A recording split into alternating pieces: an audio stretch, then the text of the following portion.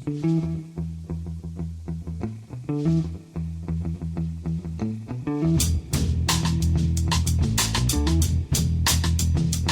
and welcome to The Price of Football, the show that looks at the money behind the beautiful game with me, Kevin Day, and Liverpool University's Kieran Maguire. Later in the show, we'll hear from Adam Crafton from The Athletic. He's going to tell us all about their new podcast, Away from Home, which tells the story of how the Ukrainian side Shakhtar Donetsk are coping with playing against some of the best sides in Europe without having access to their home ground because of the Russian invasion. It's a very moving interview. It's a very long interview, but trust me, I think it's worth every minute. And Kieran, before we get there, pod number 300. Who would have thought that? Eh? Well, neither me nor you, yeah. I think.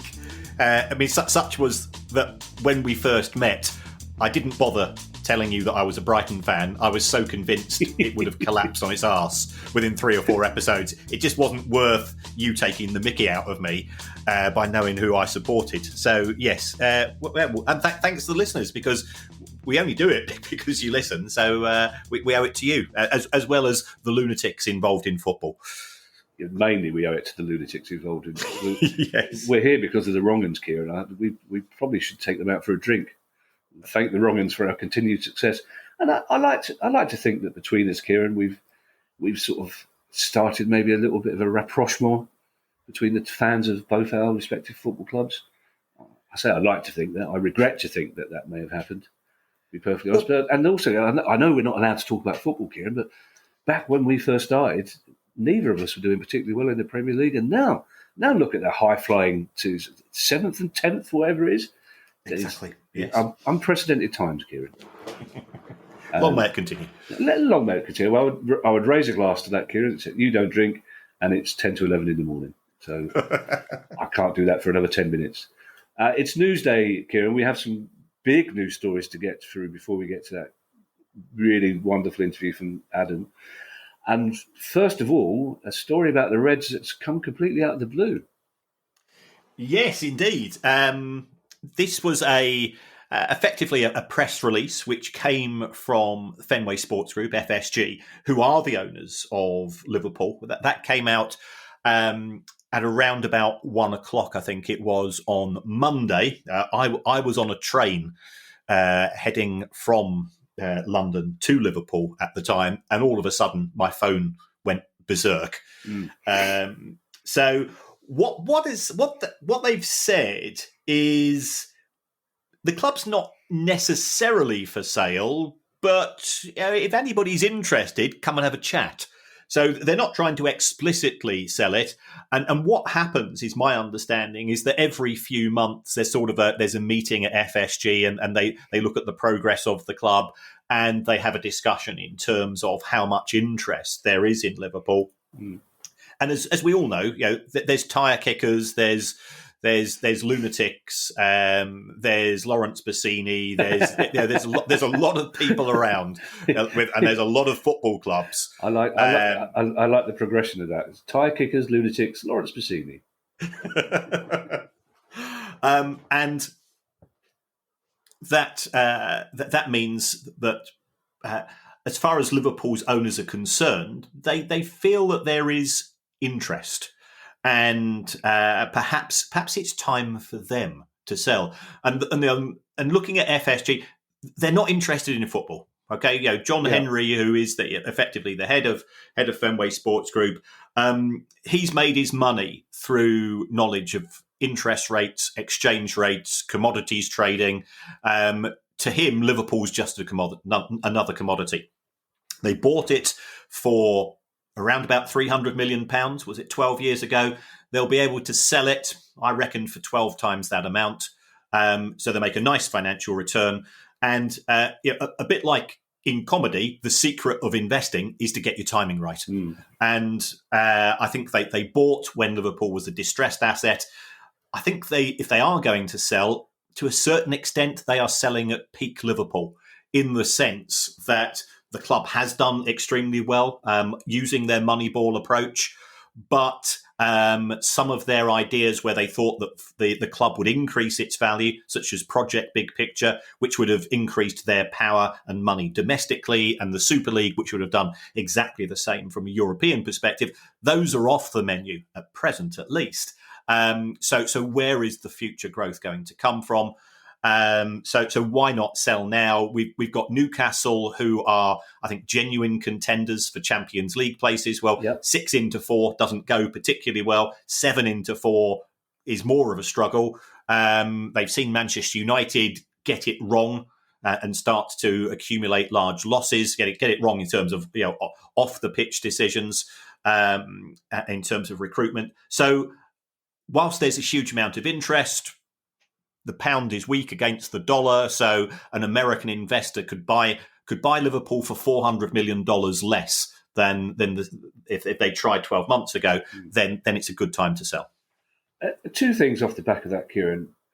Some suggestions are that they saw how much Chelsea went for, and that gave them some indication of what they would get if they were to sell Liverpool now. But you say it's in some ways peak Liverpool, but would an investor not look at Liverpool this season and think, well, this is a mid-table football club. I know they've got a history, but it's a team, it seems, in transition. So it strikes me that it's not the perfect time to sell Liverpool in terms of football, but in terms of the financial climate, you say it is.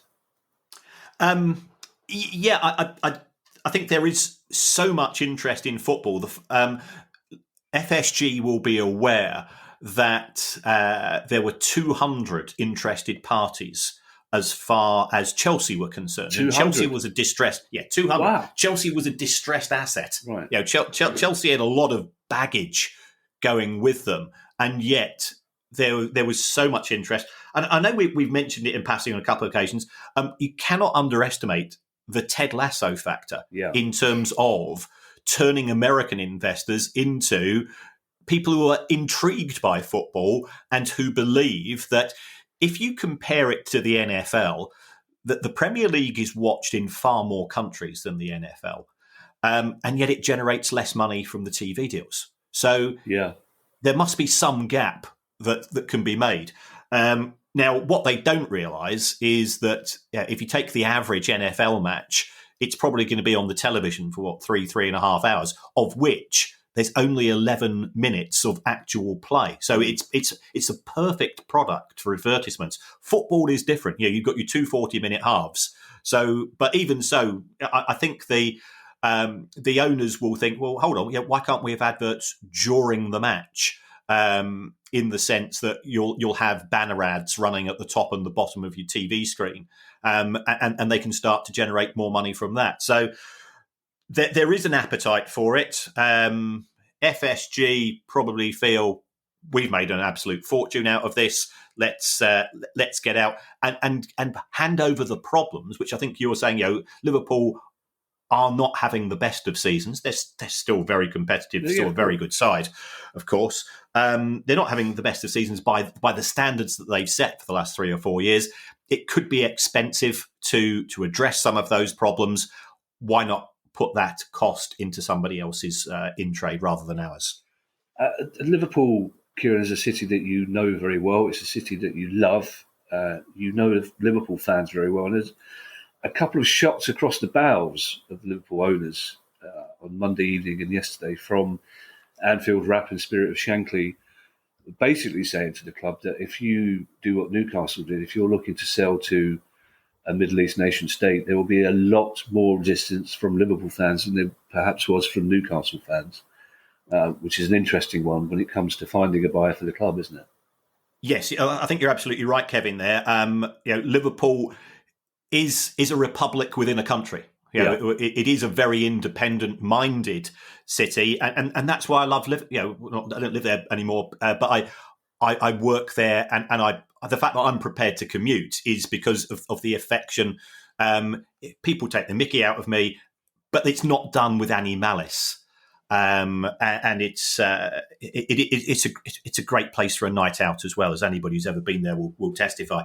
I think there is this proud sense of Liverpool that we do have values. We do have an awareness of the history and the heritage, not just of Liverpool Football Club, but of Liverpool as a city. And therefore, there would be a lot of resistance from the fans, who are extremely well organised. The spirit of Shankly, I think, do articulate the feelings of L4, the Liverpool City fan base, in a very good way. Whether the Liverpool international fan base will be as hostile towards a sovereign wealth fund acquiring the club, I'm not so sure. But it's those Liverpool fans who turn up week in, week out, and who have been doing so for generations. They are very good at organising themselves, and I think they would make it very clear to the present owners that they would have huge reservations with regards to a new owner who comes with baggage that doesn't reflect the values of the city. Yeah, Liverpool struggling to compete with Man City on and off the pitch this season, and Man City's latest accounts are an illustration of why, Kieran. Yes, these came out a couple of days ago. It's a good set of results for City. It's record profits, it's record revenues. It's the second highest revenues in the history of the Premier League. When I put these out, there's going to be fingers pointed by fans of other clubs. They always point out that more than half of City's revenue comes from commercial income, and therefore they will start to say critical things with regards to some of City's sponsorship arrangements. And I've got to be honest, City haven't always covered themselves in glory over the course of, especially of the last 12 months, in my opinion, in signing up with some of the crypto related organizations. And there's been a couple of things where they've had to quickly shelve those relationships. I think what intrigues me is that the wage bill didn't go up. The wage bill was effectively the same as where it was in 2020. It's now £30 million less a year than Manchester United. You can point out, of course, that Manchester United does have more employees. They also signed Cristiano Ronaldo, who came at a huge financial cost. And that didn't manifest itself in terms of qualifying for the Champions League. So City I think they're in an interesting place. Their wages are now only 58% of revenue. And what we're also seeing with City is when Sheikh Mansour acquired the club, it was a bit shambolic in terms of academy and development. Whereas now we are seeing City generate more money from player sales than it is through ticket sales. So that they do appear to have a pathway. And even if players don't break in, and then it is difficult to break into the City first team, but Phil Foden's shown it can be done.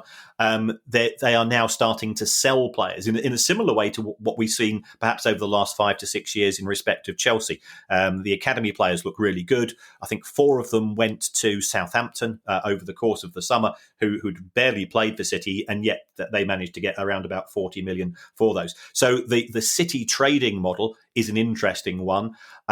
They're only generating half as much money from ticket sales as Manchester United and Spurs.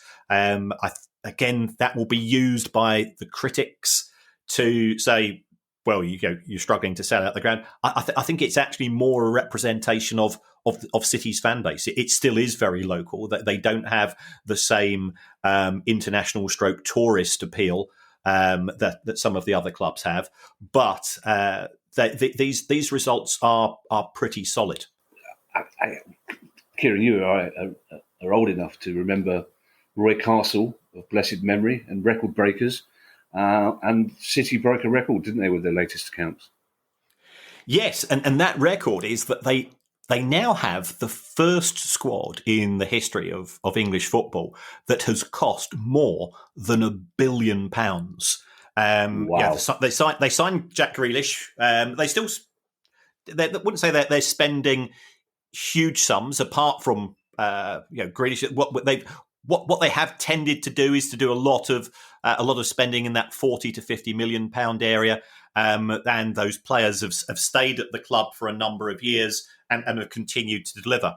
So this does put them significantly ahead of the rest of the clubs, although I suspect with Chelsea's spending over the course of the summer, that Chelsea might be catching up. But £1 billion, I can remember the first £100,000 player way back when we first fell in love with football, and we thought that was a crazy sum. And then, of course, Trevor Francis going from Birmingham to Forest and so on. But £1 billion of spending on football players is an incredible sum. Yeah, and interesting as well that you say critics use the lower ticket revenue than Man United and Tottenham as a stick to beat them with. But Old Trafford and whatever Tottenham Stadium's called now are considerably bigger than Man City's ground, aren't they? Yes, they are. I mean, both of those clubs generate twice as much money as City do from ticket sales. Spurs' capacity is 7,000 or 8,000 higher. United's is around about 20. What both of those clubs are able to do is to sell individual match tickets and sponsorship packages at higher prices than City. That puts them in a slightly different position.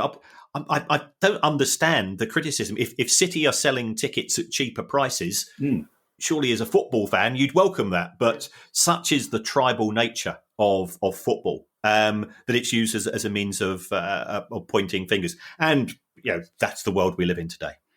Yeah, we don't often talk about Fulham on this podcast, Kieran, which is a good sign for the most part. There's a story this week which is quite bizarre, and it was initially brought to our attention by Fulham fans, with the club going, no, nothing to see here, walk away. But it turns out the fans were absolutely right. Yes, so this is a sponsorship arrangement that Fulham had with Titan Capital Markets, which is a company which is involved in what's known as CFDs, which is a form of derivative speculation. It's a very, very high risk. I'm reluctant to even call it investment because it is glorified gambling. Yeah. And the more that you looked into this, the more it looked very, very suspect. And 10 minutes worth of due diligence would have quickly revealed that things were not right. So I think the Fulham Supporters Trust, they brought it to the attention of the club around about a month ago. Yeah. They were effectively dismissed. There was a story in The Athletic about it a few weeks ago, and nothing was done. And then Nick Harris of the Mail on Sunday, and Nick's one of these sort of the investigative journalists who really do get stuck in. He broke this as a story over the course of the weekend, and that there were so-called employees that didn't actually appear to work there. There were photographs of people who appear to have just been randomly picked from the internet rather than the actual faces of the employees themselves. The whole thing stank the place out.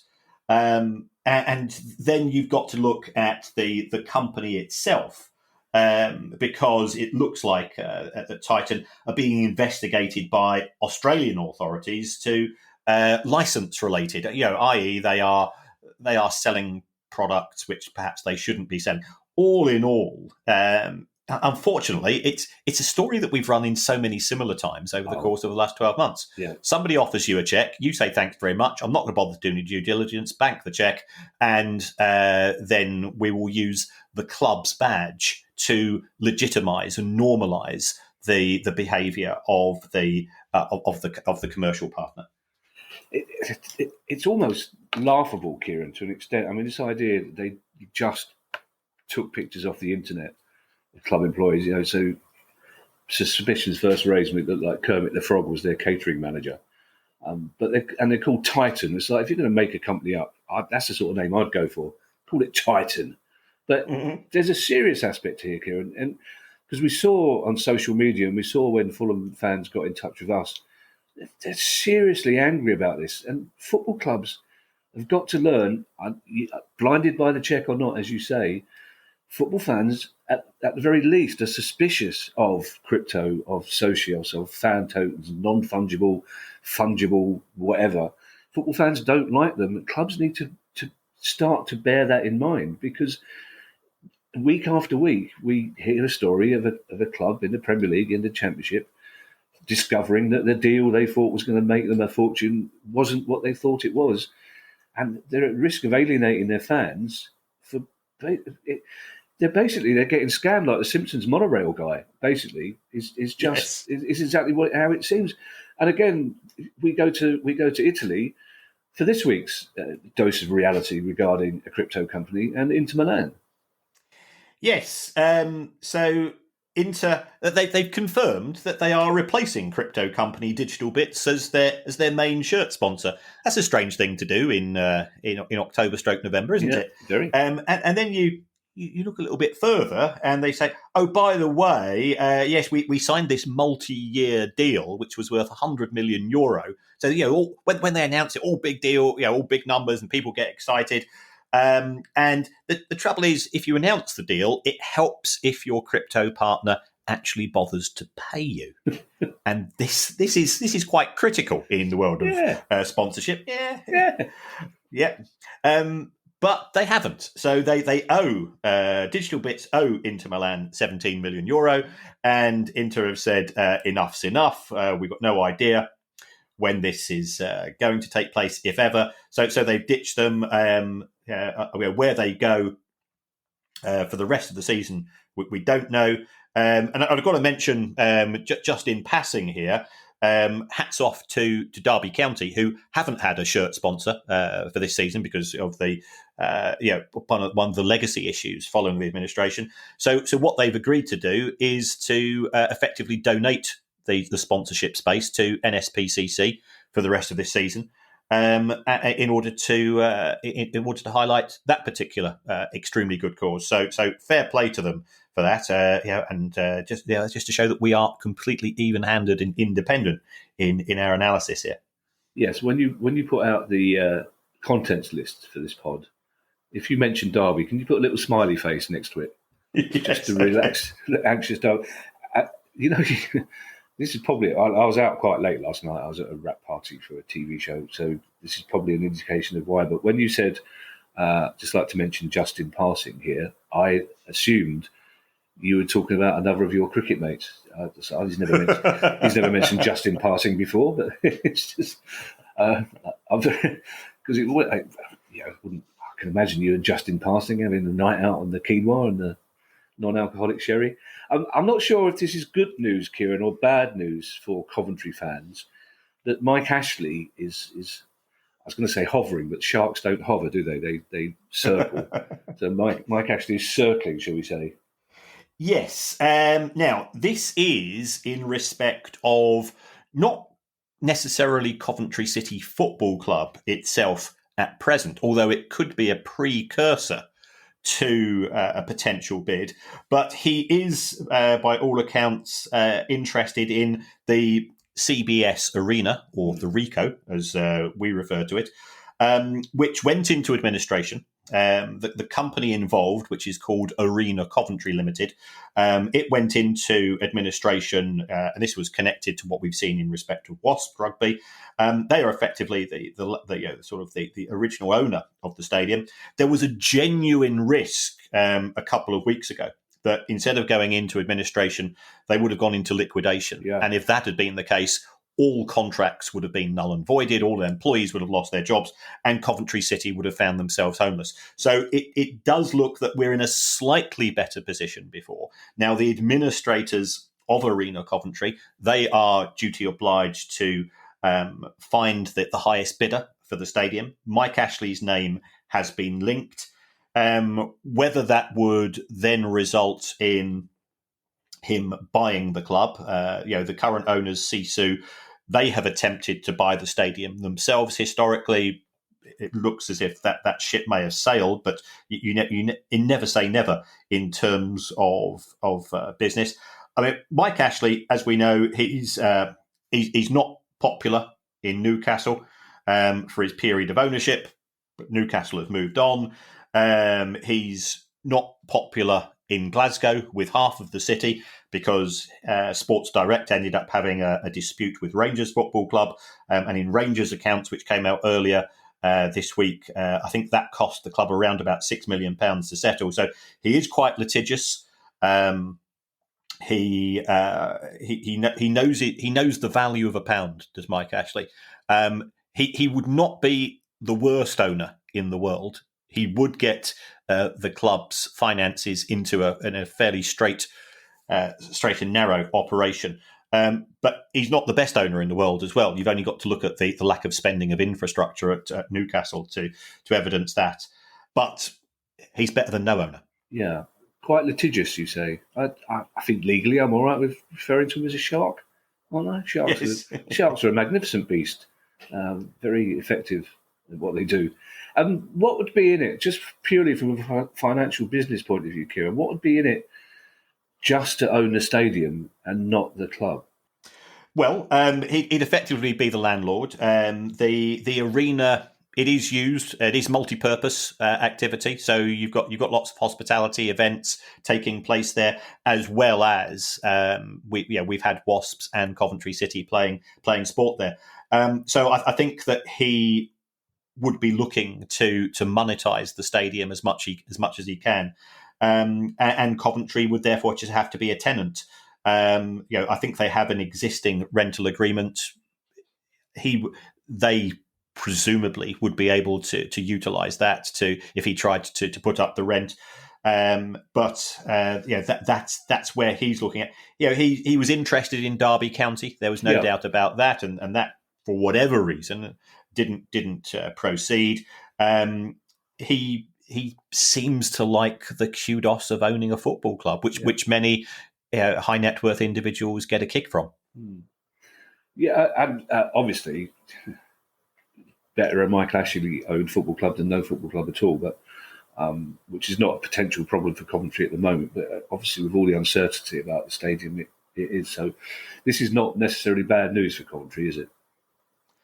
No, it's not. Sisu, who themselves are a hedge fund, trying to work out their motives for buying the club, it has always been a challenge. And I think they could have walked away on a few occasions and really left the club in the lurch. So they seem to sort of come round to sort of running the club at what they consider to be at an acceptable level of loss. And if you talk to people that we've met, such as Andy Holt, he says, this is what I'm prepared to put into the club this year.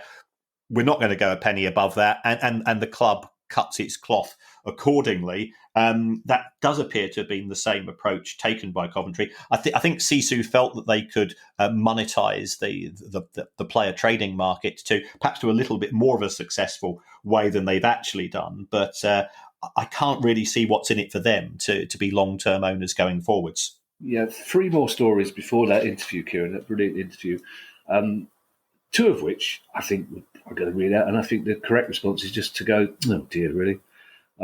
The first one, I very much enjoyed the Super League attempting to take the moral high ground this week. Organisers of the Super League trying to be haughty just made me laugh a lot. Yes. The Super League... We could leave it there, Kieran, if you want. Yes. The Super League, when they initially announced it, they were so arrogant that they didn't even bother to have a proper press release. And they didn't have anybody that was prepared to talk to journalists. So now what they're doing is that they're going to use a lobbying organisation. So this has been set up, and this is called A22, which is the London to Eastbourne Road, as far as I'm concerned. But this is effectively controlled by a German guy. And I'm not saying that he appears to be just trying to parrot the views of Florentino Perez in a way with a $100,000 smile and a smart suit, because that would be very harsh. But they've been coming back with what I think the technical phrase is the same old crap. In the sense that football's dying, young people are not interested in football. We need somebody to save the game. The big clubs aren't playing each other enough times. Okay, well, hold on. You're the big clubs that insisted on being seeded in the group stages of the Champions League so that you didn't play each other. And then you've got Perez coming out and saying, well, Liverpool have not played against Real Madrid many times in the Champions League. Well, Liverpool didn't qualify for the Champions League for quite a few occasions because it used to be the champions. And Liverpool have got a fantastic record in Europe. We're not denying that. So the way that it's being used to justify what's effectively going to be a power grab and a concentration of decision making and money in the hands of fewer and fewer clubs is done with sort of the persuasion. We're doing it for you guys. We're doing. Fans are stakeholders too. And by all accounts, A22 went to a meeting with UEFA earlier this week, and Seferin, who is the head of UEFA, he's a feisty bugger. I think it's fair to say. Loads of clubs decided that they were going to send delegates along to this meeting, and the guy from A22 who thought he was going to have sort of a bit of a chin wag over a coffee and a croissant or whatever it's going to be, got 2 or 3 hours of serious grilling from first Portuguese clubs. This season we've got more clubs from Portugal qualifying for the knockout phases of the Champions League than from Spain. That's great. I don't see the problem with that. When Steaua Bucharest, when Porto, when Ajax, or when Nottingham Forest and Aston Villa all won the European Cup, I never said to myself at the time, "Oh, it's been a terrible year this year," because it wasn't run by Real Madrid or Manchester United or Bayern Munich. I should take Bayern Munich out of there because they weren't part of Super League. Yeah. But there is this arrogance and conceit amongst the owners of Juventus, Barcelona, Real Madrid in particular, that if their club isn't in the competition, then the competition's not worth having. And of course, Barcelona have now been knocked out, as Manchester United didn't qualify for the Champions League. But that means that other clubs can do that. And I don't really care about global TV ratings for one season because they'll bounce back if they have to. But football is great because it's uncertain. And that's what these people don't want. They want to completely de-risk, guarantee themselves all of the money. They've extracted more and more concessions from both UEFA and the Premier League over the years to try to ensure that. But that their greed knows no bounds. The Super League will be very upset that you even mentioned Eastbourne in the same sentence as the Super League, Kieran, because those people are too old to watch football in the Super League. It's full of legacy fans, towns like Eastbourne. But they're also slightly thin-skinned. There's a video gave them the hump this week, didn't it? Yes, A22 are very cheesed off with Tebas and La Liga. The thing about La Liga, Tebas, Javier Tebas, who's head of La Liga, he is able to fall out with everybody. So he falls out with Real Madrid and Barcelona. He falls out with UEFA. He makes accusations against PSG and Manchester City in particular. And he is effectively behind the video created by La Liga, which made various accusations in relation to Super League wanting to be there purely out of self-interest. So therefore, what A22 are trying to do is to say, oh no, it's now going to be a more open formatted competition, but there's so much money being guaranteed to the big clubs is that if you've got £10 million and you're up against somebody that's got £10, you might say, well, you're both going to enter the competition, but there's only going to be one winner. So it's very it's very sneaky coming from Super League, as has been the case from day one. The first joke I ever wrote for They Think It's All Over was Roy Keane could start a fight in an empty room. No, I couldn't, said Roy Keane, in an empty room. This penultimate story, Kieran, the last story we're going to talk about is a good news story, I think, but the penultimate one about Qatar and England fans, I think, is one of the most dispiriting stories we've had to talk about. It's just my heart sank when I saw this. Yes, and it's not just England fans. No. This has been the case for quite a few countries who are qualifying for the FIFA 2022 World Cup, which is starting soon. Yeah. I don't even know the start date, which is unheard of for me. Normally I've got my wall chart up, and the Baroness just disappears for 4 weeks. The 20th. Yeah, I'm all confused when I'm a celebrity. Get me out of here on. I get confused about dates anyway. I'm 24 hours behind, basically. Right. It's soon, Kieran. Yeah, it's starting soon. Yeah. So what's happened here is that 40 England fans are being paid by a Qatari authority in order to attend the World Cup, and they are being encouraged, Kevin. They're being encouraged to deliver positive messages about the experience of being there. And to sing certain songs. Now, I might be singing certain songs. I suspect I might be singing the odd Tom Robinson song just to be a little bit stirry. But I suspect these 40 England fans won't be doing that. And also to report critical social media posts, i.e., Big Brother is watching you. So it's very dystopian. I think at least one of these fans is attached to the England band, who, amongst England fans who both attend matches and who don't attend matches, I think it's fair to say deliver a mixed response to their activities. And they've now become very defensive, saying, well, we were going anyway, so the fact that we're now being given a bit of pocket money and better accommodation is a pure coincidence. And why not? They immediately moved to whataboutery. The broadcasters are going there, and so why can't we go there? Well, I think the broadcasters are going to try to be objective as opposed to being a Lord Haw in respect of the organisers.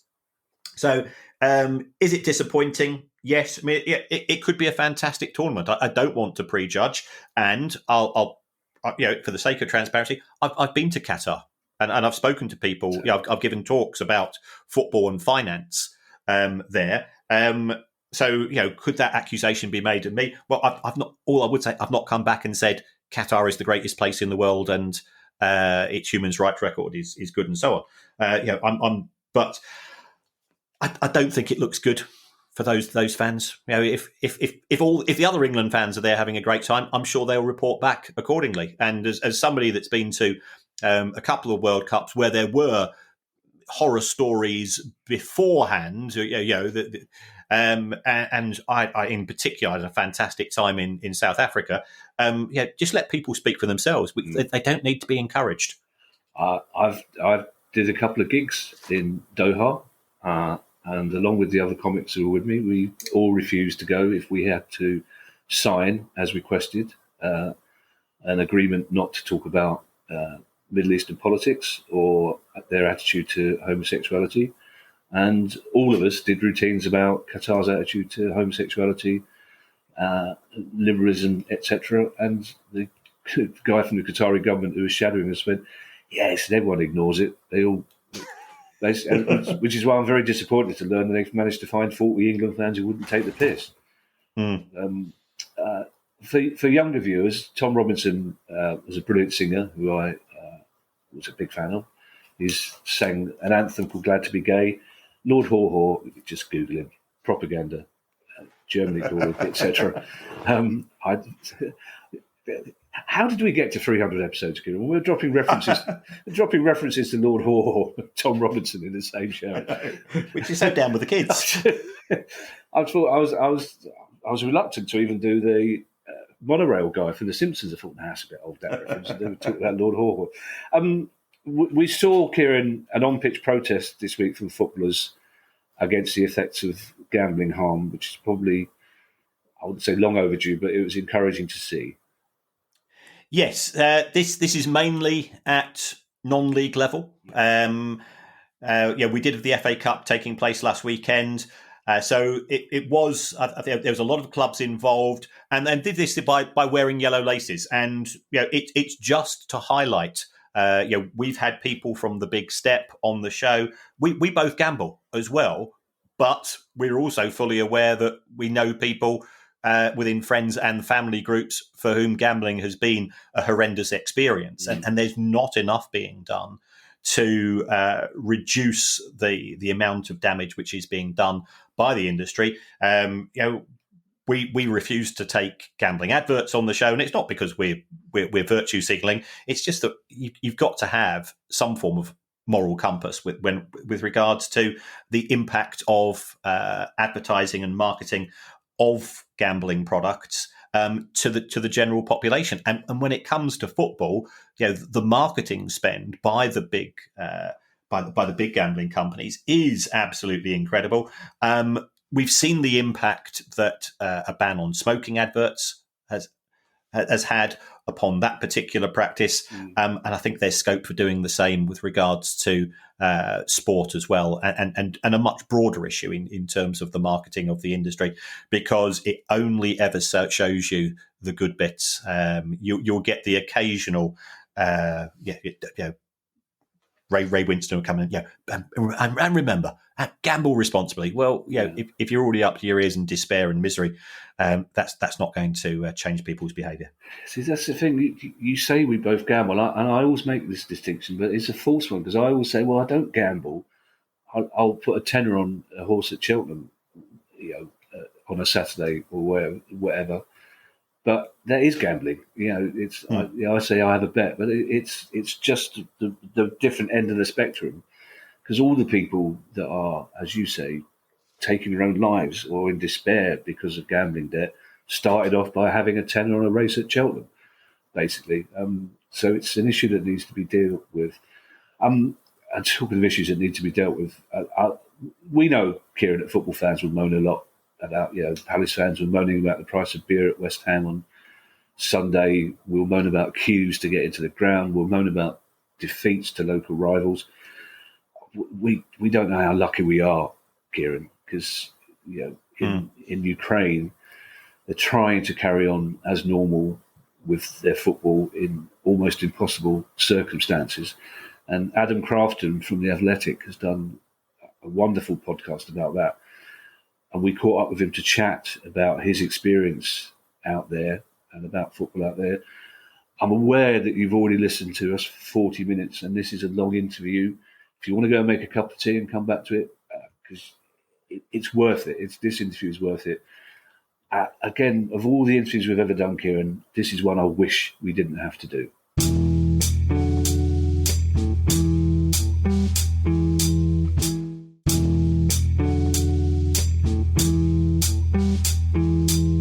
Adam, thank you so much for joining us this morning.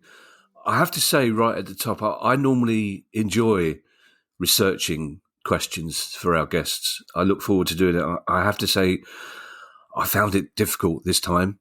I really do. Some of the stuff I read around it and listening to parts of the pod were very, very difficult. And I really admire you for doing it. And we'll get into the reasons why you did so later on. But before we talk specifically about Shakhtar Donetsk and your brilliant podcast, can we get a little bit of context for our listeners? Firstly, pre-invasion, can you give us a sense of where Ukrainian football was in terms of quality, its place in Europe, the number of people that went to games and so on? Yeah, well, I suppose when we talk about pre-invasion, I suppose this is one of the things that people at Shakhtar Donetsk continually said to me, that because every time I would say before the war, they would always answer which war, because for them, they've not been able to use their stadium in Donetsk, in the Donbass region, the Donbass arena, since 2014, when Russia annexed Crimea and had the incursions into the Donbass region. So you've got kind of their own kind of unique experience of 8 years of conflict. But you also then have the full invasion in February this year, and it's probably better to work backwards from there, just in the context of your question. So, I mean, Ukrainian football was in a pretty good place. Bearing in mind that they'd been part of their country had been invaded by a neighbour almost a decade ago. We would often see Shakhtar and Dynamo Kiev and Dnipro -1 in the Champions League or Europa League. Very, very good at identifying talent. Shakhtar in particular was almost like a landing spot for Brazilian talent in particular that they would then try and develop and sell on. So you think of players such as Fernandinho or Fred, or Willian. People may have different views of Fred depending how much they have to watch him. But the general point is, it became a very, very good talent identification hub, but also very good at negotiating and selling players on. And even despite having been uprooted, particularly for Champions League games, attendance would be very good, whether they were playing in Kharkiv initially when they moved out of Donetsk, or then into Kyiv, or then Lviv. And obviously the Ukrainian national team, apart from this tournament, we often see them at major international tournaments, usually come up against England at some point, either in qualification or at the tournaments themselves. And even if you go back to 2012, I mean, how crazy is it that just over a decade ago, Ukraine was hosting the European Championship? I mean, imagine saying 10 years ago that this would be where the country is now. Yeah, and secondly, Adam, when this invasion happened, what was the initial response of the Ukrainian FA and UEFA? Yes, so the initial response, so the invasion starts February the 24th this year, and very, very quickly the Ukrainian league was suspended until the end of this season. Until the end of last season, so between February and May. From UEFA's point of view, there was this massive complication that the Champions League final was supposed to be in St. Petersburg. Yeah. And as a result, that kind of forced UEFA's hand very, very quickly into making a decision about both the location of that event, which moved to Paris, but also around the sponsorship of UEFA's major competition, the Champions League, with Gazprom, which is a Russian company, and also a decision about the participation of Russian teams in the Champions League, Europa League as well. And I think really what happened was the mere fact of the location of the Champions League final created a moment for UEFA, which in turn created a moment for FIFA. Because if you remember, when you go back to that time, FIFA initially did not want, or did not appear to want, I should say, to ban Russia from competing in the qualification for the World Cup. The initial suggestion was kind of that Olympic suggestion, wasn't it? Of, if you maybe play in a different colour and have a different name, then you can all come along. But there was a massive backlash to that, and the problem that FIFA and Russia had was that their qualification game was going to be against Poland. Yeah, and Poland had become, as a country that bordered Ukraine, it had become this humanitarian hub. It had become the major gateway for refugees leaving Ukraine. So I think Robert Lewandowski was amongst the players who simply said, we will not play Russia. And that it almost forced FIFA into the decision in a lot of ways. And, I think it might be something that you guys touch on later on, but I think that tension between FIFA and Ukraine has only really intensified. We will be talking about FIFA later on, but just the bitter irony of FIFA trying to argue at the time that football was above politics when they're selling us football as a way to get access to Qatar is just ludicrous. In terms of some context for Shakhtar Donetsk itself, I mean, obviously there's a link with Kieran's club, Brighton, with their new manager. But can you just tell us a little bit about their history, where Donetsk actually is within Ukraine as well, as just an indication of how far they've had to move? I mean, it's certainly a brief research into their history. It's almost like a classic Stalinist industrial football side, wasn't it, when they were formed back in the 30s, I think, wasn't it? Exactly, and their I suppose their nickname, I don't know if nickname's the right name, but they sort of call themselves the Miners, which I suppose gives it an impression of the industry that's big in Donetsk. It's very far east in Ukraine. It's not kind of the place that 20 years ago you'd have been thinking, I'm going to go on holiday to Donetsk or something like that. But very big metallurgical industries. Their owner, Renat Akhmetov, is one of, well, according to most people, the richest man in Ukraine. So it's actually quite an interesting thing where we're talking about Shakhtar at the moment as a massive underdog story, but they're also owned by one of the richest, most powerful businessmen in Eastern Europe. And he is one of those businessmen that did very, very well out of the kind of fallout of the Soviet Union and the way that businessmen did in between Ukraine and Russia. in the 90s in particular. He's actually from a working class background, but did incredibly well in the metallurgical industries. There's been plenty of very interesting conversation around him over the past 15, 20 years, as you can imagine. And there's also, even last year, President Zelensky of Ukraine actually stated that the Ukrainian intelligence services had information to say that the Russians were trying to lure Akhmetov into a plot to overthrow Zelensky. And Zelensky didn't actually provide any evidence for this, and I should say that Akhmetov completely denied it. He said it wasn't true. He said he was committed to a free Ukraine, a democratic Ukraine, and very much, to be fair, since the full invasion, those relationships between Zelensky and Akhmetov have been far, far better. And Akhmetov's given something like, across all his companies, between 80 to 100 million US dollars to the humanitarian effort. And what's also quite interesting is he had quite a big media empire as well. And one of the things that Zelensky kind of came in on saying was that he wanted to clamp down on these very rich and wealthy, powerful businessmen. And Akhmetov has subsequently reduced his media profile. So that relationship at the moment is pretty good. I think it's one of those that over time might become more interesting. It's interesting because knowing what we know, for example, about Roman Abramovich and his the wealth he made from aluminium, I think it was initially that he got involved with. As soon as you hear, Russian sounding name invested in metal, you start to twitch a little bit, don't you? Because then you start to think oligarch, which again is now a word that's associated only with negative connotations, isn't it? Yeah, and it's one of those things when we were making our podcast, do you use the word oligarch? Yeah. Right? From a legal perspective, do you use that word? Because we've seen from a lot of those people who have been called oligarchs over the years, particularly, I mean here, pre-sanctions, pre-Russian sanctions, the legal response to that was very, very strong against publications, against individuals who were writing about them. So therefore, we would refer to Akhmetov as a very rich and powerful businessman, which I think is probably the fair thing to say at the moment. And it's interesting, speaking to people at the club about him, they only really have incredibly positive things to say, because I suppose from their perspective, they would simply say, well, the club's not been able to go home for 8 years. His investment has kept the club going.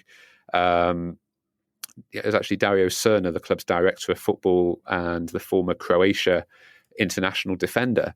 And he said to me that, at any point since the full invasion in February, March, Akhmetov could have left Ukraine, and he stayed in Ukraine the whole time. And he was calling him a true patriot for that reason, saying the country needs more people like that. So, I think at the moment, I think it would probably be a little bit unfair to kind of speak, given what the contribution has been to the war effort. But like I say, it's one of those that over the next few years is definitely one that's interesting to track how his relationship with the country develops.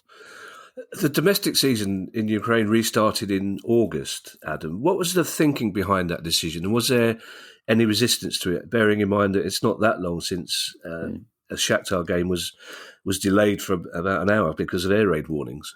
Yeah, I mean, that was only like last weekend in Lviv, which is the very, very west of Ukraine, which is meant to be kind of the safe zone in a lot of ways. And that match was delayed for about an hour and a half. I think there was some resistance. It was a decision basically taken by the Ukrainian government, and it was from a kind of visibility, slightly propaganda point of view, using sport as a tool to say, we will go on. We're not going to be cowed. Why should all of our industries be hit just because the Russians are deciding to do X, Y, Z? There was then discussions about should this competition take place? Should it all take place in Poland, for example, or in a different neighbouring country, or across several neighbouring countries? The clubs that were competing in Europe, like Shakhtar Donetsk, like Dynamo Kiev, were also arguing, if you want us to compete in Europe in the midweek and then be back in Ukraine at the weekend, given there's no commercial flights in and out of the country, that is like borderline impossible, because you're having to drive in and out of the country, go over borders. And, when we talk about modern day football and we talk about recovery and nutrition and diet and gym, all of which is so micromanaged these days by European football clubs, they were sort of saying, how on earth are we meant to do this? But that is what happened in the end. The Ukrainian Premier League resumed in Ukraine, many of the matches in Kiev and Lviv, and then the clubs that were competing in Europe have basically just lived on a bus for most of the first few months of the season. Was their participation in the Champions League always going to happen? Were they, obviously they were keen to take part, but were UEFA putting pressure on them to take part in the Champions League? No, I think they wanted to. I think they really wanted to because, one, that just, from Shakhtar's point of view, the Ukrainian Premier League has returned, but there's no fans in the stadium. Yeah. So match day revenue is obviously massively hit. Television deals, I think, have been hit as it's a bit like COVID football, but it sounds horrendous, but like with air raid sirens, right? Yeah. It's like almost an even more nightmarish version of COVID football. So from a financial point of view, being in the Champions League was a bit of they're owned by a really rich man, so they're not going to go out of business. But I think it was a massive help in terms of cash flow and making sure that the club can be kind of profitable in some way and continue to function and continue to pay staff and players, right? Yeah, well, I want to come on to that in a moment. But a question that I think will occur to a lot of our listeners, are the players exempt from military service? Yes, for now. Right. For now.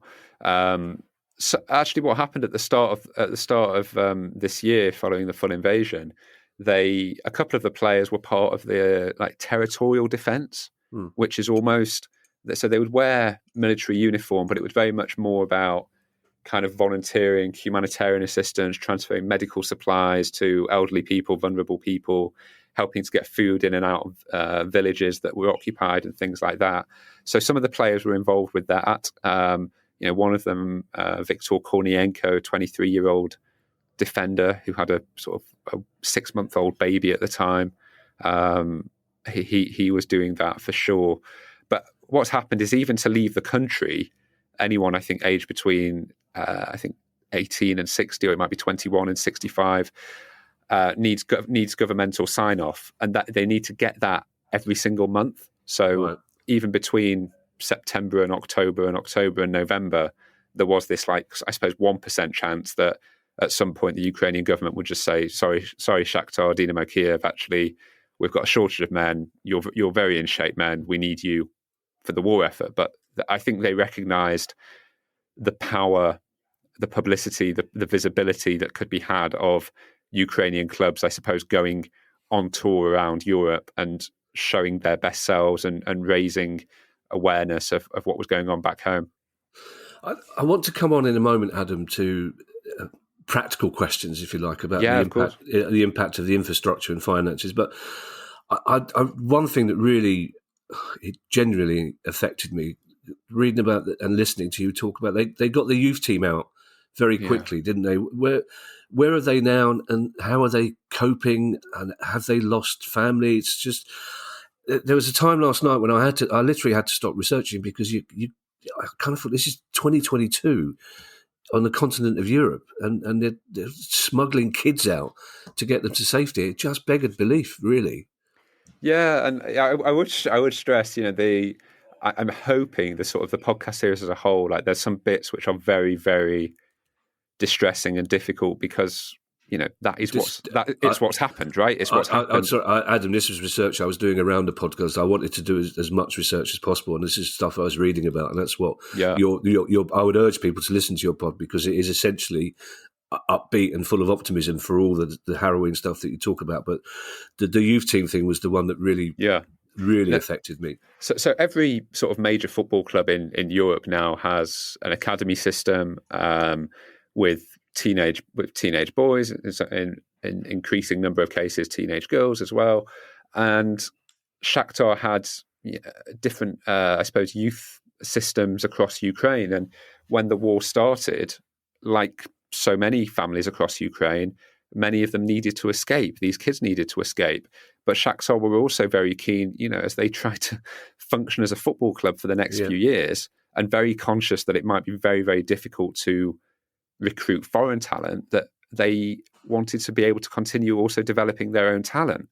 And they therefore made it a big priority to try and get sort of 50 to 100 boys out of Ukraine and into a safe place where they could continue to develop as footballers and in a secure environment. And they were very fortunate. Their director of football, Dario Srna, as I said, former Croatia international, has fantastic relations at Hajduk Split. And as a result, they were able to move, like I say, 50 to 100 boys out of Ukraine into Croatia. And actually, I agree with you. I actually found the most distressing, moving parts of making this was when my colleague Joey Durso, who you probably know best on this podcast as the crypto scammer boy, or exposing crypto scammers rather than being the crypto scammer. And he went out to Croatia to speak to some of these kids and to some of the Croatians who had taken them in, who were almost as extraordinary to listen to, because they were talking about back when Croatia was going through bombings and refugees, and their own memories of being those little boys that were having to be evacuated. And, on the one hand, these players in Split have everything they could possibly want, because you've got the funding from Shakhtar, you've got Hajduk Split helping out, they're staying in a hotel, they have food provided, they're playing football, UNICEF and humanitarian agencies, Red Cross have provided table tennis and all of this sort of stuff. And you're with your friends, but at the same time, they're not with their family, they're not at home, they're not with their school friends. A lot of them don't speak Croatian or English, and even a lot of them actually don't speak Ukrainian, because in certain parts of Ukraine, the people would speak Russian. And it's now become like a very strong identity thing that, for example, the training sessions will be done in Ukrainian. So some of the players are kind of learning like 3 or 4 languages at the same time to get by. And then there's an incredibly moving moment where, so there was this guy called Frane, a Croatian guy, and his job was to look after these young Ukrainian players. And there's a story that he tells about one evening going in to say goodnight to one of the young players, and he said he just walked in to find this kid on FaceTime to his dad, who was in army uniform somewhere on the front line, and Frane, the Croatian guy, told the Ukrainian dad, I'm his Croatian dad, you're his Ukrainian dad, and he almost gave him a hug over the phone. And this little boy just kind of obviously looked very, very sad and just in need of support. So I suppose it just sort of shows that although they are being treated very, very well in Croatia, at the same time, the sense of dislocation is incredibly strong. Well, also as well, I mean, they're kids, Adam. They must be terrified every time the phone rings or every time they see one of the coaches walk towards them. They must have that thing in their head that they're about to be told bad news. This is going to affect them for the rest of their life as well, isn't it? Absolutely, absolutely. And there's a really good example of this. It wasn't actually kids, but when we were in Warsaw for the final Champions League game, Leipzig against Shakhtar in Warsaw, I was with a couple of female Ukrainian journalists, and I specify female because, as we said earlier, a lot of the men aren't able to leave the country at the moment, which means that the only journalists who are traveling with the team are female journalists. And there was this sudden bang in the stadium. It was just like, sometimes at football stadiums, you just get random noises. And I was sat next to the two of them, and I've never seen two people jump as fast as they did in that moment. And Irina Kozyupa, who's one of the journalists we feature quite a lot in the podcast as a kind of recurring voice, was explaining to me that you just become so used to the idea that at any time of the day, wherever you are, there might just be a bang and you have to move and you have to run, and that fight or flight instinct kicks in. And I found it incredibly impactful, just even in that very, very safe environment, just seeing how real that natural response had become by them. It seems almost trite to make this link, Adam, but we are a football finance pod, and we do like to concentrate on that wherever possible. we know that the team is still being funded, but are the players being paid as much as they were before? Have they managed to keep the women's team going? How is the infrastructure in general? Yeah, players are being paid. Easy for me to say. Their wage bill has been reduced pretty massively because in the summer, a lot of the club's foreign players left the club, around 14 or so, and they were probably the big earners. You know, it's the Brazilian players. On the whole, their coaching staff changed. Roberto De Zerbi has obviously ended up at Brighton, but he left in the summer. He'd have been earning more than the new Croatian coach, Igor Jovicevic, who, to be fair, has done a fantastic job, but I don't think he'll be earning as much as someone with De Zerbi's reputation. So I think the wage bill's been trimmed.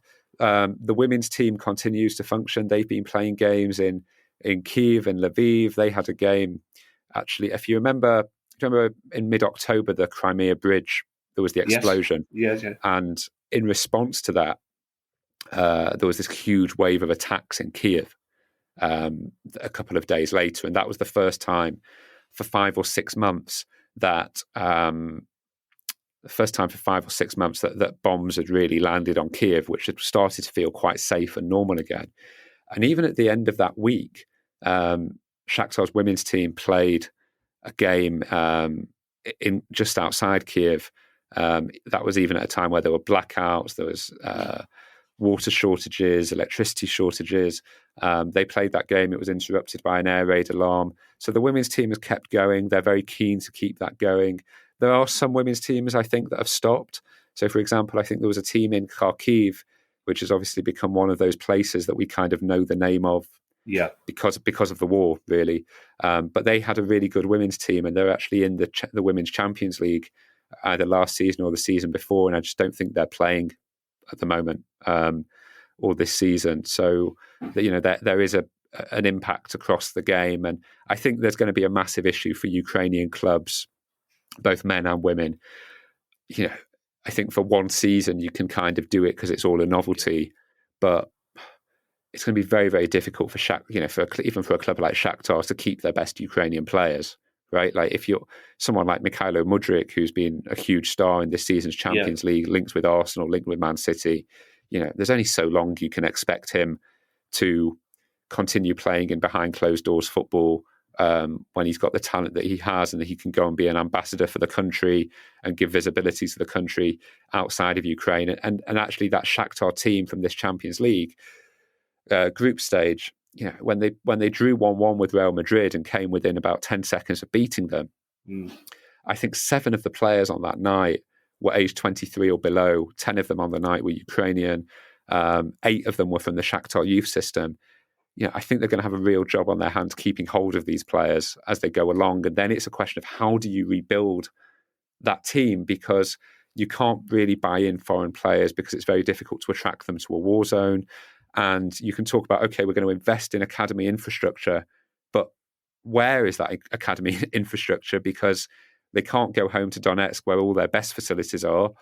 Do you build something in Kiev or Lviv? But even that, there is a threat every day that one strike might take it out, and it's a very difficult time to construct in Ukraine. So there's a lot of uncertainty. I was going to ask you about Mudryk, who he's this season's wonder boy for everybody. Like you say, rumours that he's on his way to Arsenal, Man City. £60 million has been mentioned as a fee. He will be allowed to leave then, would he, if a deal was done? Yeah, he will. It's really interesting though when you listen to. So we did a lot of interviews with the club's CEO, Sergei Palkin, director of football, Dario Serna, kind of each week throughout the Champions League group stage. And I was joking with them last week because by the end of the group stage, they were saying they believe he's now worth 100 million euros. Wow. And I was joking with Sergei saying, every week he goes up 10, 15 million, depending what he's done in the Champions League. And he's like, and I said to him, I've got the actual voice notes proving that this price has gone up by 15 million, 20 million each time. What's fascinating is in the summer, they were pretty close to an agreement with Brentford for around 25, 30 million. And it just didn't work out in the end with agent fees and all of that kind of stuff. And I think it was also really difficult at the time, if you remember, with international payments going in and out of Ukraine. that was one of the things that was complicating it. But like Shakhtar would have done that deal in May, June for 25-30 million. Then towards the end of the window, that price started to go up. You had Everton come in, Leverkusen, and Shakhtar's position by then was, well, actually, if we feel like he's developing really well, and if he does well in the Champions League, that valuation, particularly in a group, with Real Madrid and Celtic and Leipzig, and the circumstances he'd be playing under, if he can excel, that valuation is going to really go up. And to be fair, like, they played a blinder on it, because that's exactly what happened. I mean, he scored home and away against Celtic. If you've not seen the goal he scored at Celtic Park, it's fantastic, an unbelievable goal. And scored one against Leipzig away, made two against Leipzig away, was just like by far always the best player on the pitch from Shakhtar's perspective. Go on. No, so I was going to say it's completely different. So is Ukrainian football about to go into a winter break? Yes, yeah. So I think they play for like the first week of the World Cup, then it stops for the World Cup, and then there is a winter break as well. They're going to do, I think, some charity-friendly matches around the United States, which to raise awareness and funding humanitarian causes, etc. But just to finish up on Mudryk, I said, where are you getting this 100 million euro figure from? And they were pretty clear and honest about it. They said, well, it's not us deciding the price, it's the market that's deciding the price, because if you look at Jack Grealish, Anthony, Jadon Sancho, all players who have gone for over 100 million euros in the last 18 months in that kind of left forward or right forward position. And Shakhtar's view is, well, our guy's done more in the Champions League than any of these guys. And therefore, if that's what clubs are prepared to pay, then that's absolutely fine. I think what's more likely is he'll probably go in the summer rather than January, just because that would be a way for Shakhtar to try and make sure they win their league. Domestically, they're still a couple of points off the top in Ukraine. I think if they can make sure they win the league, it means they get back into the Champions League next season, which means not only do they get the windfall from selling Mudryk, but it also means they get the Champions League money, easier to attract players, kind of virtuous cycle.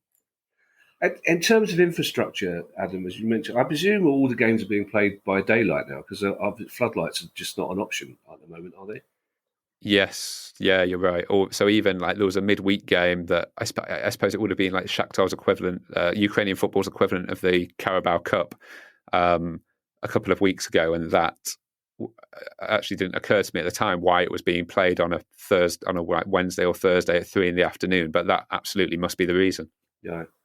Are UEFA helping financially? That little chuckle would indicate the answer to that is no. Not really. No, I mean, Shakhtar have taken care of all their own costs. And, I suppose on the one hand, you would say, well, you're owned by a billionaire, right? Yeah. Like, does it make sense? There's clubs all around Europe that are in difficult financial situations for different reasons. Obviously, none as... I do think Shakhtar's story is particularly unique. Like, there's very few clubs competing in UEFA competitions who literally can't go to their home stadium and who are constantly on the move. I think the club were pretty positive about the UEFA president, Alexander Shefrin, in terms of what he's done for Ukraine, in terms of UEFA's overall response, in terms of moving the Champions League final, getting rid of Gazprom, all of that kind of stuff. I think the relationship with FIFA is very, very different to that of UEFA. Well, I was about to ask you that very question, because it's slightly confusing. There's a legal dispute with FIFA going on, but in the research I was doing yesterday, I couldn't quite pin down what the actual reason was, because there were several sources giving different reasons for the legal dispute. One was claiming it was because of FIFA's attitude to Russia in general, and others were saying it's because of the way foreign players were allowed to leave so quickly. So can you give us any insight into what's going on and what sort of financial compensation is being sought by Ukrainian football? Yes, yeah. And this is something, this whole relationship between Ukraine and FIFA is like almost the sole focus of the third episode of our series. But where this all started was in February, when the full invasion began, with the Ukrainian league immediately pausing. There was an understandable desire on behalf of agents and players that foreign players and coaches, both in Russia and Ukraine, should be able to go and play elsewhere if they wish, for the rest of that season. So that kind of made sense for the Ukrainian clubs at the time, because it means their players go and keep fit, go and play somewhere else, go and be safe. Absolutely fine. No one had an issue with that. So, for example, Shakhtar had a Brazilian forward called Tete. He went out on loan to play at the French club Lyon, and that kind of worked for everyone. In the summer, when the Ukrainian league decided it was going to resume, Shakhtar then have like 14 foreign players all registered to their club, all contracted still to the club for a couple of years more. And that's where the issue started, because understandably, the players were saying, well, we don't want to go back to a war zone. You can't force us to go back to a war zone. And Shakhtar themselves were saying, we don't expect you to. But what we do want to be able to do is sell players for cash and recuperate some of the value that we've invested into you in the first place, some of the profit that we would have forecasted we'd been able to make on some of these players. What happened was FIFA made a regulation on the 21st of June this year. And that regulation said that all foreign players in Ukraine would be able to unilaterally suspend their contracts for a further year, so i.e. for the entirety of this coming season, unless a deal could be struck between Shakhtar and different clubs by the 30th of June this year. So that sounds very complicated. To simplify it, it gave Shakhtar 9 days to do deals for 14 foreign players. Right. And the clubs across Europe all knew they could just wait 9 days and take the player for free on loan for a season. And this then became a further issue, because for a lot of the players, they only had a couple of years left on their contract. So it would mean that when the players were returning to Shakhtar next year, they'd only have 6 months to go, and therefore their value has all but disappeared.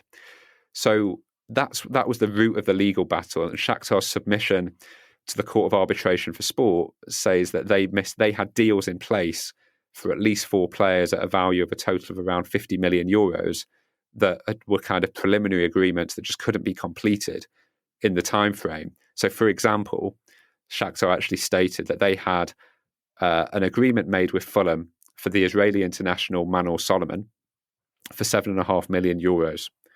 Then, as soon as FIFA's regulations dropped, Fulham got back in touch and said, well, because of this regulation, we're no longer going to do the agreement that we were initially suggesting.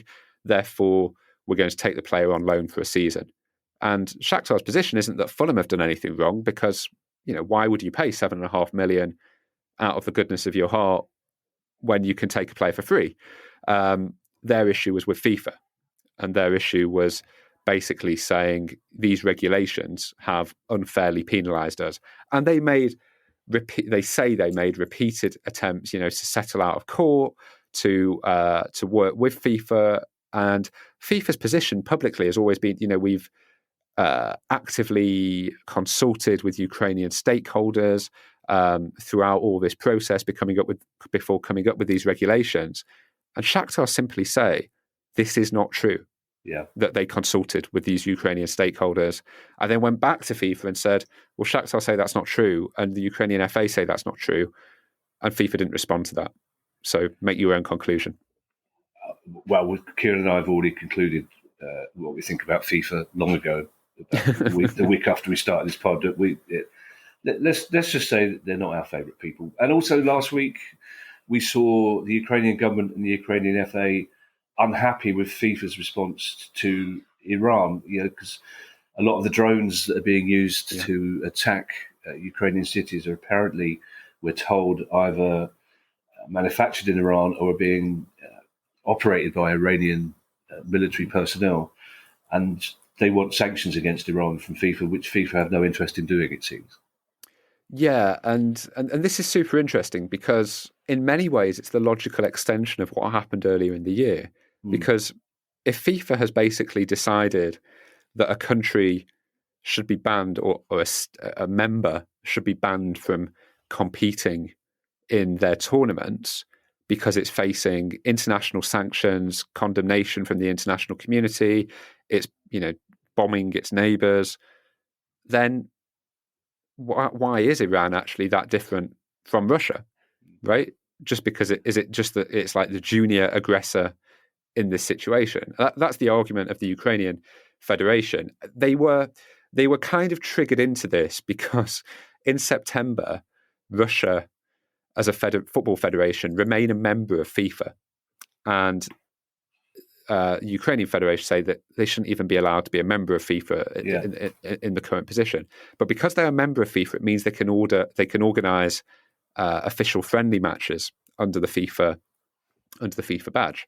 And what Russia are currently doing is basically just doing friendly matches with rogue states. So they did a friendly with Kyrgyzstan a few weeks ago, and they also made this preliminary agreement, which the Russian FA confirmed to me, that they would play a friendly match against Iran. Wow. And the discussions about this, I don't think they settled on a date in the end, but it was at one point going to be happening as like a World Cup warm-up game for Iran. And the Ukrainians were basically just like, it's like the ultimate trolling, right? And it's just like those Russian ambassador accounts on Twitter that are just like relentlessly trolling people. It's like, oh, Russia and Iran will have a friendly game because we get on with each other politically. So that was one of the things that triggered it. The other controversy is around the fact that FIFA have maintained their television deal with Russian state-owned TV station Match TV. Now, if you remember earlier in the year, the English Premier League had its own sort of 6-year, I think £43 million deal with Match TV, which was a station itself decreed to open by Putin several years ago. And the Ukrainians have been lobbying sort of countries across Europe, international organizations, saying, everyone's stopping to do business with Russia and Russian organizations, or most organizations are at least. And therefore, why is FIFA maintaining this? I think it's worth 39 million euros.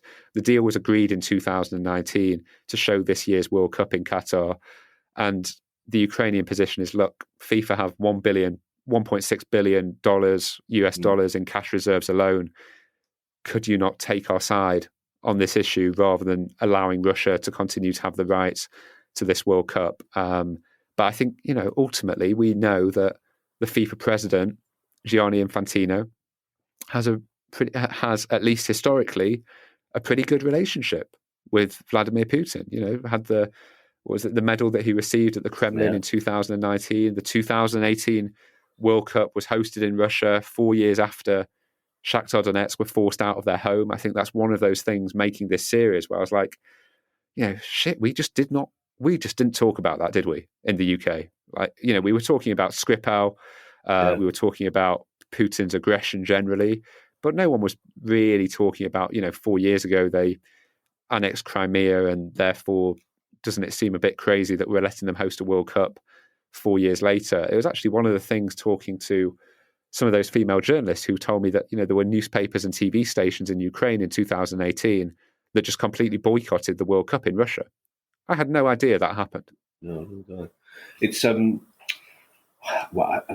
fact that Sepp Blatter yesterday said he regretted the World Cup going to Qatar but not to Russia says a lot. And also it takes only the most cursory Google search of Gianni Infantino and images. A lot of them are with his arm around Putin or handing the World Cup to Putin. So that is a slight area. Because how difficult was it to communicate with the Russian FA? You said that they confirmed some details with you. Were they open and cooperative to you?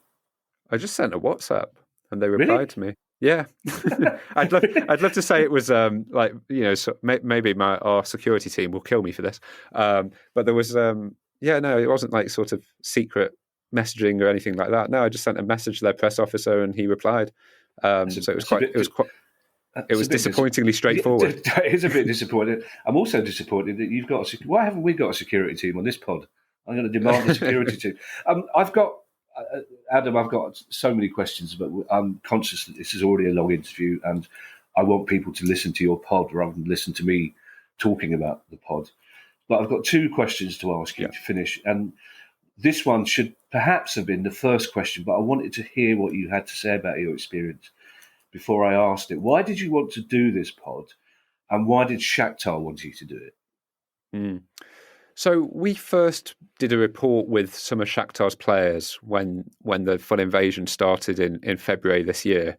And I remember interviewing Taras Stepanenko, who's their captain, and this is actually the first thing, because we kept the audio from this interview from back in March by more out of chance and luck than great planning. And the first thing you hear is him with his kids in the background, and they're at the time his wife, his kids just outside Kiev, and they're sleeping underground. They're sleeping in a bomb shelter. He was telling me he's got a baseball bat. His neighbor has a gun. Neither of them have ever used a gun, but they would interchange going up to like the balcony to keep watch as to like whether any Russians were coming through the forest. And they would like alternate sort of 1 hour sittings while their wife and kids were underground. So that interview kind of stayed with me. And after we published that interview back in March, the communications officer of Shakhtar, Yuri Sviridov, sent me a text message just to say, can I swear on this podcast? Of course, yeah. Yeah. He said to me, Adam, it's a fucking nightmare out here. Please don't stop reporting about us until the war is over. And that kind of stays with you a little bit, because European football press officers generally don't ask you to do reporting about their club.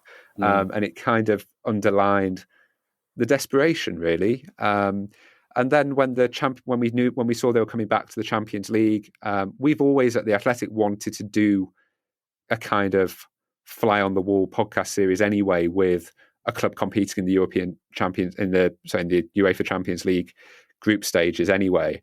And this one just made total sense from our point of view in terms of, how on earth do you run a football club when you can't go home, when you're being bombed, when you can't even play your home matches in your own country?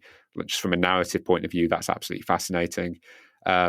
Also, they gave us access to stuff like the team talks and tactics and tactics meetings and mealtime and traveling with them and stuff like that. So all of that kind of stuff was going to be fascinating from our perspective. And I think from their point of view, it's as I've said a few times, they recognize the value of sport as a way to engage different audiences, to make the story more relatable at a time where, unfortunately, I think the reality of wars is that people get a bit of fatigue, don't they? Yeah, of course. When it's February, March, and the bombs are dropping on a European capital for the first time, the BBC obviously the BBC have continued to cover it incredibly well. Yeah. But I mean, like News at 10 every night would be from Ukraine. Everyone had huge crews out there, and over time, that interest, that engagement starts to drop a little bit. Some people even become a bit tired of it and start saying, "Why aren't you talking about this war and that war and that war?" Yeah. Right. And I think Shakhtar recognised that, one, it would engage a different audience. Two, if you bring together Champions League, the war, the political situation, it's an interesting thing, and they were really open to it. I should say, they requested zero control over what's being put out. The only thing that they saw in advance was they actually, because we obviously aren't Champions League rights holders. So we wouldn't be allowed to go into the dressing room ourselves to film. So the club themselves, as part of their own footage, had some footage from the dressing room that enabled us to use that as for the team talk. So that's the only thing that they'd seen in advance. But even that, if you've seen the video trailer that we put out yesterday, it's got the captain kind of effing and jeffing away. So there was nothing they did that kind of took away from the experience at all, and the access was fantastic. So I mean, any other clubs who aren't at war who would like to offer that kind of access would be gratefully received. That image, Adam, of a young footballer sitting on his balcony waiting for the Russian army to arrive with a baseball bat is both heroic and heartbreaking. I mean, that's just, it's impossible to imagine. It's mental. It's mental. I mean, I'm an intelligent person. I've got a very good imagination.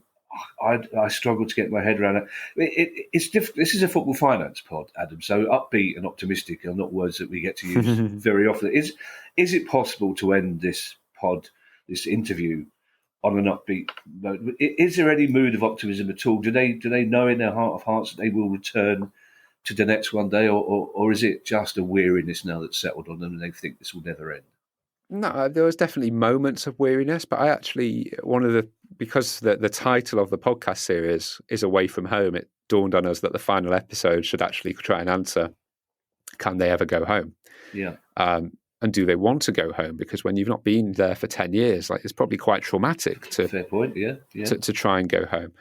And I put it to several, to players, to board members, to all different people at the club, sort of across the series. You've not been home now for 8 years. The club this season, in particular, has become like an emblem of Ukraine rather than Donetsk specifically. It's probably fair to say. Would it be so bad to become Shakhtar Kiev, for example? Yeah. And I mean, to be fair, their response to that was that it was pretty blasphemous for me to even suggest that that they never go back to Donetsk. But when we speak to a couple of there's an expert, Samir Puri, who has actually written a really good book recently called Russia's Road to the War with. Let me get that right. Russia's Road to War with Ukraine, and he had previously been in Donetsk in 2014-15 as part of ceasefire monitoring missions. And his view is that while Zelensky at the moment is saying a lot of things like, we want to recapture the whole of Ukraine, all of these occupied territories, we're going to get them all back. Samir Puri's view is more, it's one thing making sure that Kiev is secure and Kharkiv is secure. It's a whole other several years more fighting required and a hell of a lot of casualties to make sure that Donetsk is fully Ukrainian, Luhansk is fully Ukrainian. And his view is the reality is that Shakhtar may never go home. The club themselves, their view is far more optimistic. Their CEO was saying he's got friends who are already saying they're going to have like their 65th birthday celebrations at the Donbass Arena in Donetsk. Yuri Sviridov, their communications officer, he actually ends the series, with quite a stirring interview saying, we will know this war is over when it's Shakhtar Donetsk against Dynamo Kiev in Donetsk, surrounded by Ukrainians who are fully sympathetic to the Ukrainian cause. And he says, I hope I'll be there. He said, I hope you'll be there. I hope everyone who's listening will be there. And so, that hope and ambition is still there, but there's probably a kind of sad, cynical, realistic part of anyone, I think, who will listen and think, I'm not sure. You just, as a football fan, you long for that glorious day when they can just go home and get back to the everyday business of shouting abuse at other clubs and taking the piss out of them. Right, totally. Which is what football's. Adam, this is probably the longest interview we've ever done for this podcast. Oh, God, I'm sorry. No, not at all. It's worth every minute, and I'm sure our listeners will agree. Just remind them where they can listen to the podcast, Adam. Yes, so the podcast is called Away From Home. It's produced by The Athletic. If you're an Athletic subscriber, you can listen to it on the app. If not, it's available to everyone via wherever you get your podcasts. So Spotify, Apple, Google Podcasts, all the usual places. Adam, wish you the very best of luck with that. I'm sure it's brilliant. What I've heard so far, it's fantastic. It's important as well. Basically, it's the sort of thing people should be listening to. Thank you for talking to us. All the best in future. Thank you for having me.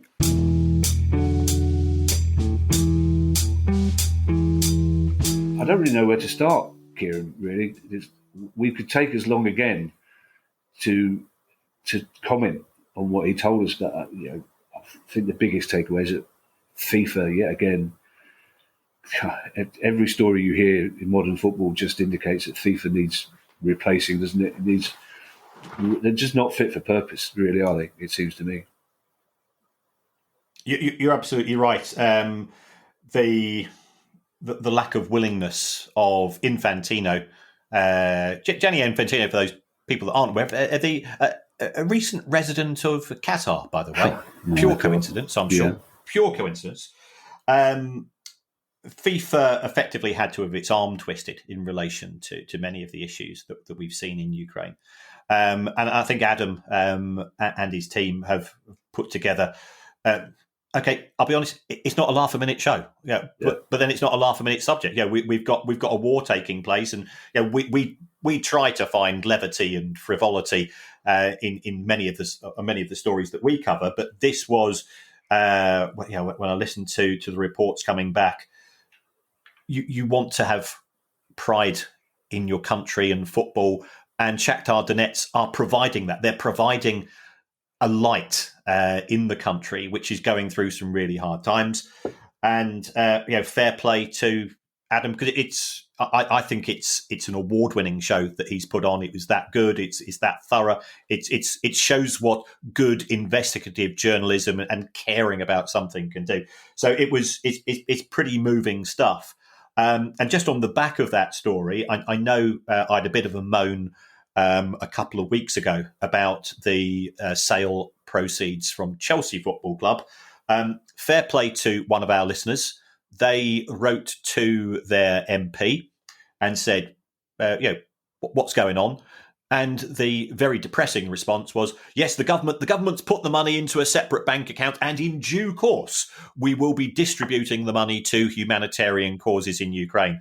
Well, in due course isn't good enough. No, it's because not. People are dying now. People are now going short of water.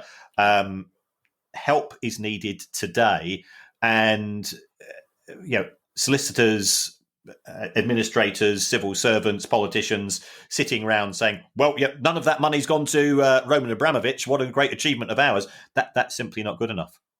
Mm. Thank you to everyone who's donated to the pod via our Patreon page. If you'd like to make a small monthly contribution to the pod, that would be very kind of you. Please go to patreon.com/priceoffootball. And if you have a question you'd like answered on the show, email us at questions@priceoffootball.com. We'll be back on Monday with that questions pod. In the meantime, I shall hand you over to Mr. Kieran Maguire for his customary farewell.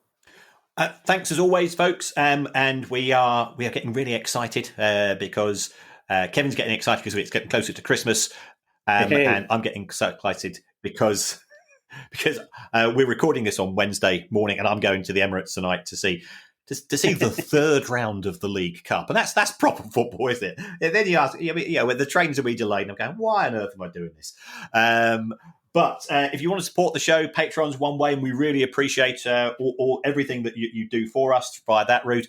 Another way is to go onto your podcast app and to throw us a few stars. Episode 300, we have put together a lot of stories. Of those 300, probably two good stories, two happy stories in all of that. But if you give us 5 stars, that we'd really appreciate it. It doesn't matter what you say in the review. You could even say you'd rather have the show presented by Gianni Infantino and Lord Haw-Haw, and it wouldn't make a blind bit of difference to us. You know who I want to introduce, Pod 301, Kieran, is the Prowler and Justin Passing. Bye, everybody. Bye. The price of football.